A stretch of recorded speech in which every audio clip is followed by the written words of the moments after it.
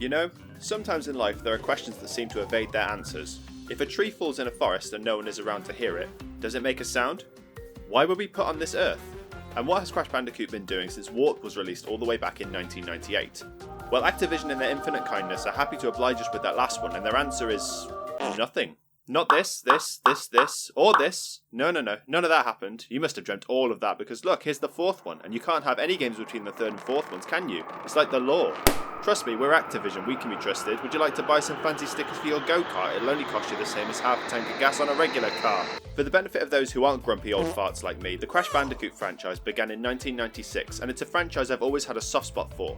The original release is actually one of the first video games I ever played, and 1999's Crash Team Racing is one of my favourite games of all time. Crash innovated 3D platformers at the time alongside Super Mario 64 by offering new ways to play video games as a medium.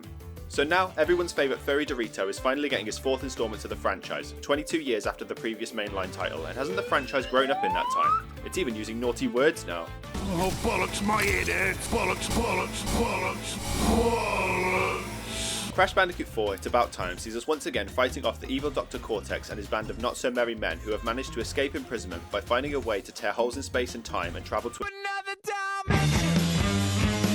This causes multiple rifts around the universe that must be closed before the Cortex crew can manufacture a rift generator that will allow them to control all of space and time.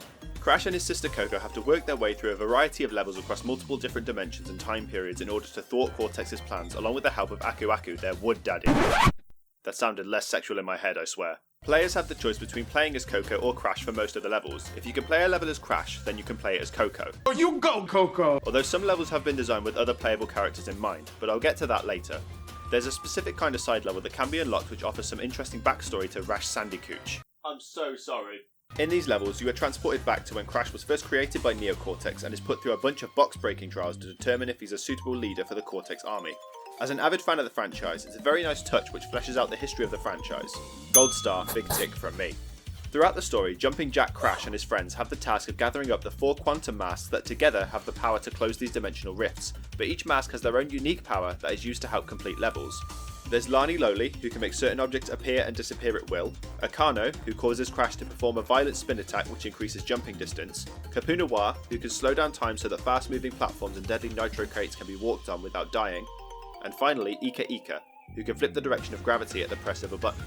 Inserting these mechanics into a platform game that's already considered tricky makes for some insane challenges at times, particularly the final level, which is harder than your dad when he first met your mum. Seriously, I know I'm not very good at video games, but you don't have to rub it in, you Tasmanian triangle. Look at your bloody jaws, who do you think you are? John Cena! Crash and Coco control just as well as their previous installments, feeling fluid yet weighty, but still challenging to control when jumping, making some of the later platforming parts really test your patience. This has been alleviated slightly by the inclusion of this tiny border around a character's shadow when jumping, making it much easier to judge where you will land. This is a noteworthy addition which solves one of the major problems from the original trilogy, without compromising its control style. A lot of the original elements from video games past are also present, including the ability to play the game in retro mode, where you have a finite number of lives, collecting 100 Wumpa Fruits earns you an extra life, and at the end of the level you get told how many boxes you missed. I have not missed the feeling of completing a gruesome level before realising that I've missed one singular box. Imagine how that poor box must feel. Left all alone, while all of his box friends have fulfilled their destiny of providing Wumpa Fruit to others. Now he sits there, forever, waiting, not knowing if or when he will ever be opened to share his gift with the world. Anyway, coming back to those additional characters. You can also play a handful of levels as Dingodile, one of the boss fights from Crash 2 and 3, Dr. Neo Cortex, the main villain of the franchise, and Torna, Crash's love interest from the first game, who mysteriously disappeared after she was saved by him. I guess some video game protagonists just can't catch a break with women. Mamma mia! Dingodile uses a vacuum cleaner of his own making to jump across gaps and suck up boxes, with the ability to launch TNT crates at enemies and other boxes too. I must say though, controlling Dingodile and Cortex isn't all that fun. Dingodile is just slow in his movements. I know that's deliberate because of all that junk inside that trunk, but it feels like you're running through wet cement. Cortex isn't much. Isn't. I'm gold member, I love gold. Cortex isn't much better either. His movement is fine, and he has a gun which transforms enemies into usable platforms, breaks boxes, and propels them across gaps, but you have to be so precise in hitting enemies and boxes that it becomes a chore after a while. Torna is the only side character that's tolerable to play as. She has a hook shot to grab boxes from a distance and jump across large gaps, and she can perform wall jumps to climb upwards in levels. Other than that though, she moves just as well as Crash and Coco, and there's not much else to say. Crash Bandicoot 4, In a Boat Mine, does have a handful of boss fights in its campaign, each with their own good points and bad points. I feel as if all of the encounters are well designed and challenging, but no new bosses were added into the mix, with the exception of a sea monster mini-boss called Louise, and a female variant of Entropy from another dimension, who introduced me to the frightening wonders of having sexual tension with yourself. I mean, just look at this. Ah.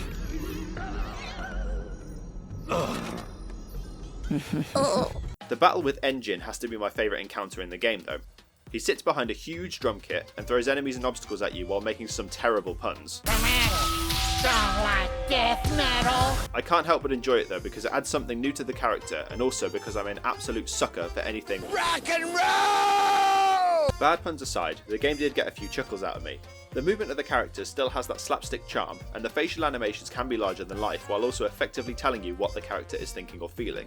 Add this to the fact that managed to add some new gags, including some meta jokes that pokes fun at the history of Crash.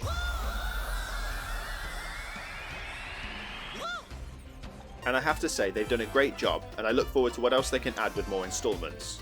The game itself plays at a smooth 4K 60 FPS on the PlayStation 5 after the update released in March 2021 and looks absolutely stunning, even if some of the character designs can be questionable.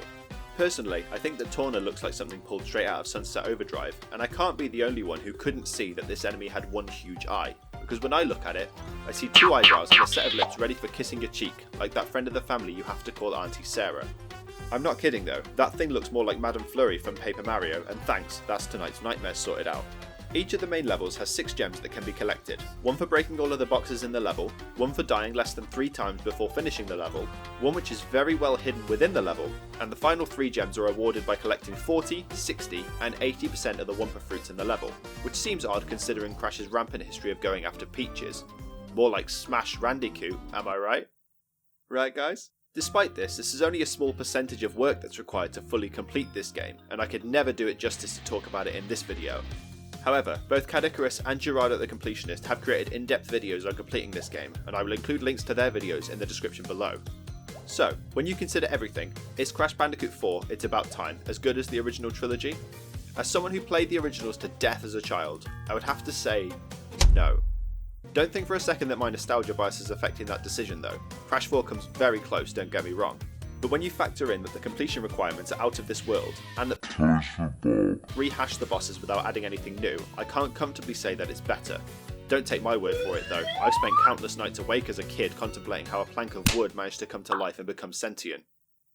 Hey everyone, and thank you so much for watching my review of Crash Bandicoot 4 It's About Time. Please consider liking the video if you enjoyed it because it really helps me out. What did you think of my review? What did you think of the game yourself? And what other games would you like me to review in the future? Please let me know by leaving a comment below. Please also give that subscribe button a click if you'd like to see more of my content, and hit the notification bell if you want to be told whenever I upload a video. Thanks again, and I'll see you all in the next video.